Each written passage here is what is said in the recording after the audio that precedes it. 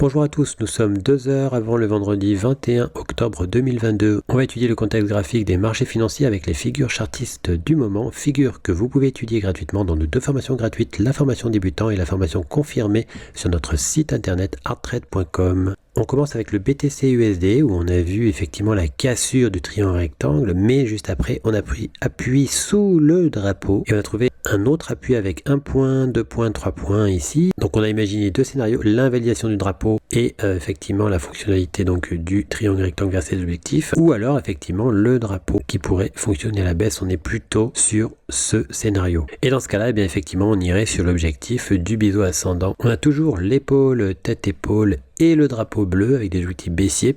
Si on cassait le triangle rectangle vert à la baisse, et bien effectivement on aurait des objectifs baissiers, mais on casserait aussi le plat en bas et on a un plat en haut. On est dans un rectangle qui donnerait aussi des objectifs baissiers. Sur le THUSD, on attend toujours une rebaisse vers l'objectif H du drapeau vert. En H4, on avait bien un biseau descendant qui lui avait cassé à la hausse, mais on a rencontré une difficulté au franchissement de ce plus haut qui est le plus haut d'après cassure et qui montre une fébrilité pour la hausse. Et on imagine donc une invalidation par la suite du biseau descendant. On est toujours dans un canal parallèle bleu. Si ce canal parallèle bleu casse à la hausse, eh bien il se transformera donc en drapeau. Et on imagine pour l'instant qu'on va revenir dans cette zone bleue, c'est-à-dire sur le support de ce canal bleu correspond au plus bas de l'ancien drapeau vert. On a toujours le triangle symétrique qui lui donne une orientation baissière vers ses objectifs. On a aussi l'épaule tête-épaule qui avait cassé à la baisse. On a formé un canal. Il n'est pas impossible par contre de casser à la hausse pour revenir sur la ligne du coup de l'épaule tête-épaule. Sur le LTC-USD, on a toujours le triangle symétrique qui avait cassé à la baisse, qui donne objectif baissier. On avait cassé le rectangle, réintégré le rectangle, mais on imagine une recassure du plat de ce rectangle pour venir retester le plus bas d'après cassure de ce rectangle. Dans ce cas-là, eh bien effectivement, on recasserait le plus bas d'après cassure aussi du biseau ascendant bleu. Autre que le triangle symétrique, on a un biseau, puisqu'on a 1 point, 2 points, 3 points sur la résistance et une petite cassure, tentative de cassure de ce biseau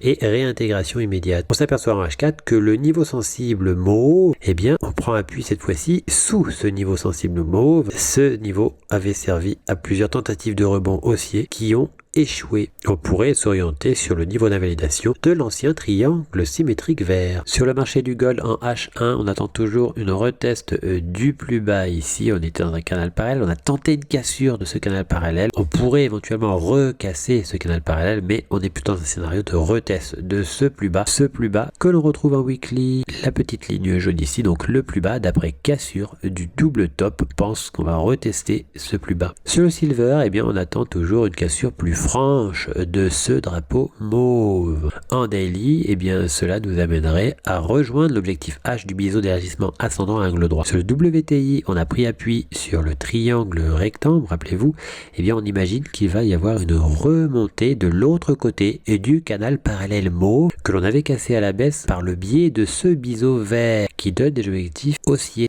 C'était donc une fausse cassure selon nous donc de ce canal parallèle qu'on a très bien réintégré. On pourrait donc revenir sur le plus haut du canal parallèle par la suite. Sur le WTI, eh bien on avait donc le biseau descendant effectivement, H1, on le voit très bien, on a formé un drapeau jaune qui a fait un plus bas d'après cassure. On a franchi le plus bas d'après cassure de ce drapeau jaune, mais on a réintégré le dessus de ce plus bas d'après cassure et on a cassé un canal parallèle rose cette fois-ci. On forme un plus haut d'appréciation, on verra si on reteste ce plus haut d'appréciation. On revient actuellement sur ce drapeau rose qui pourrait nous amener non loin de l'objectif du biseau descendant de par son objectif H. Sur le CAC 40, on imagine toujours un scénario potentiel de drapeau dans un canal parallèle. On a débordé au-dessus légèrement ce canal parallèle, et bien on pourrait repartir à la baisse au sein de ce canal parallèle et pourquoi pas casser ce canal parallèle. On casserait alors un drapeau pour repartir dans une idée baissière. On retrouve donc le drapeau mauve dans cette vision avec la tasse avec anse. Le drapeau servirait alors de pause simplement en pullback un peu généreux à l'intérieur de la tasse avec anse avant de proposer une rebaisse et une cassure des niveaux bleus qui sont des anciens plus bas. On s'aperçoit aussi que le canal parallèle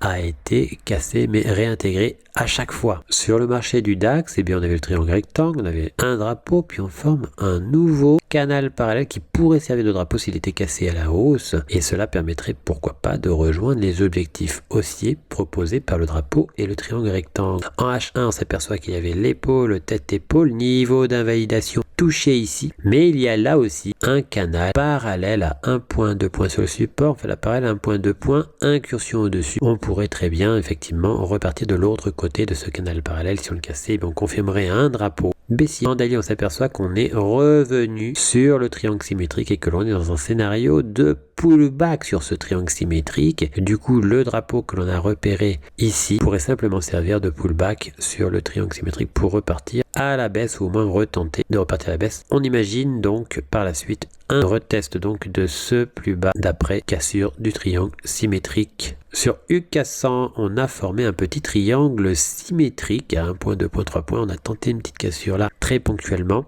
Si on cassait plus franchement, eh bien on pourrait repartir effectivement à la baisse vers l'ancien plat du double bottom qui avait été enfoncé ponctuellement ici, avant que l'on ne casse l'oblique à 1 point, 2 points, 3 points qui sert de ligne du coup au double bottom. Sur le Dow Jones, ça ressemble beaucoup au CAC, effectivement une tasse avec anse et un pullback en drapeau, en tout cas un drapeau potentiel, puisqu'il faut attendre la cassure du support pour confirmer cette idée, avec donc des incursions au-dessus qui laissent à penser à une fausse cassure haussière de ce canal parallèle pour finalement éventuellement une cassure baissière par la suite, mais attention, il y a un obstacle, ce plus bas. Sur le S&P 500, eh bien on est à l'intérieur d'un canal parallèle. Si on oscillait de l'autre côté du canal parallèle, on ferait alors l'objectif H de la tasse avec anse. Il y a toujours l'obstacle du plus bas ici. Sur le Nasdaq, on a repéré un biseau ascendant à 1 point, 2 points, 3 points, cassure. Et on s'aperçoit maintenant qu'on oscille dans un canal parallèle. Alors si ce canal parallèle cassait à la hausse, eh bien on pourrait valider un drapeau donc haussier. Mais pour l'heure, le biseau ascendant est toujours d'actualité. Objectif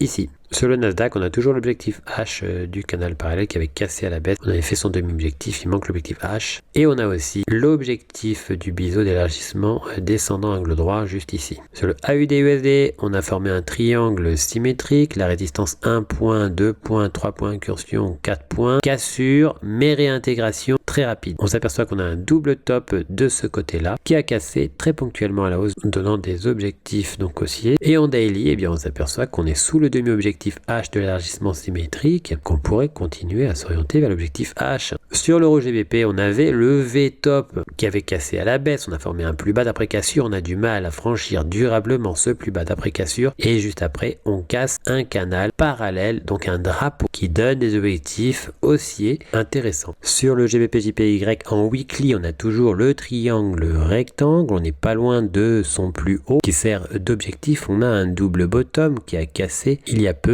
et on a légèrement réintégré le dessous de la ligne du coup. On le voit en daily, effectivement, ligne du coup, la ligne du coup marron. Si on remontait sur l'oblique verte et qu'on cassait cette oblique verte, et bien alors on casserait un biseau d'élargissement ascendant angle droit. Sur le NZD-JPY, on a fait le demi-objectif H du double creux, dont le socle avait légèrement enfoncé le biseau d'élargissement symétrique. Une cassure qui a été avortée avant une réintégration très nette de cet élargissement symétrique. En weekly, on a toujours le biseau descendant qui donne un objectif sur ses plus hauts. Sur le USD-CAD, on a toujours l'objectif H à réaliser. On l'avait frôlé auparavant. On s'aperçoit qu'il y a un petit peu des hésitations en H1. On a le triangle rectangle qui avait cassé à la baisse. On avait réintégré ce triangle rectangle. On est revenu sur le plus bas d'après cassure de ce triangle rectangle. Et ce plus bas d'après cassure a créé une réaction de rebond, ce qui laisse à penser à une fébrilité pour la baisse, avantageant finalement la hausse.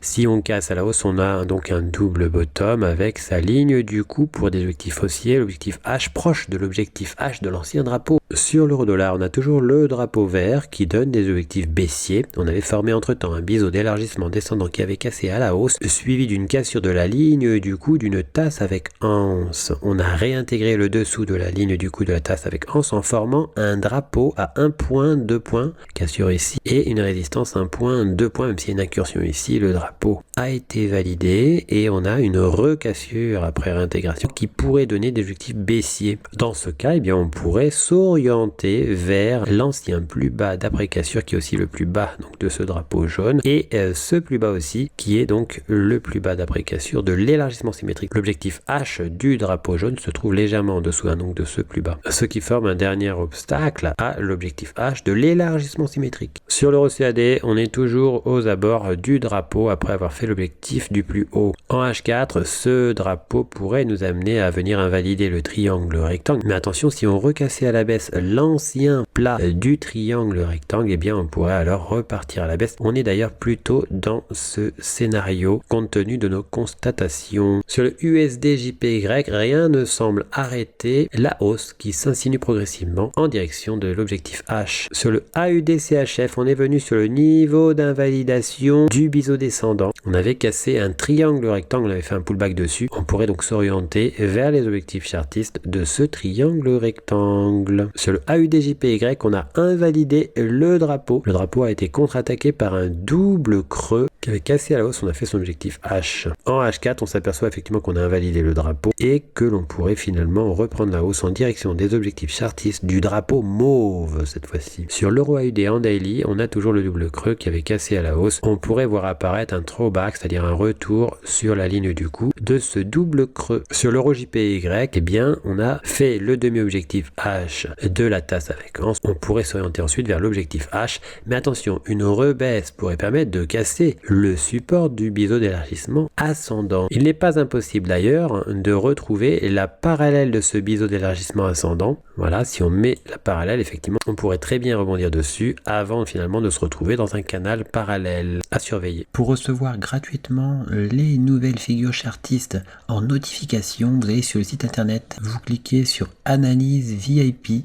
Une fois que vous êtes sur Analyse VIP, vous cliquez sur S'abonner et puis vous n'aurez plus qu'à vous inscrire ici. Vous mettez un mail, un mot de passe, vous indiquez que vous n'êtes pas un robot et vous mettez S'inscrire. Vous serez alors abonné, vous recevrez toutes les notifications des nouvelles figures trouvées, que ce soit les figures chartistes ou les figures harmoniques. Figures que vous pouvez étudier gratuitement dans nos 2 formations gratuites, le niveau débutant et le niveau confirmé. On a encore 3 autres niveaux qui eux sont payants. En cliquant sur figures chartistes, vous arrivez sur la liste des figures chartistes du moment que l'on a posté. Vous retrouvez aussi les vidéos concernant les analyses chartistes du moment. N'hésitez pas à venir aussi nous découvrir sur notre blog, tout en haut ici, blog. Vous y trouverez nos derniers posts, les défis Hard Trade, ainsi que toutes les nouvelles Hard Trade. À bientôt sur notre site hardtrade.com.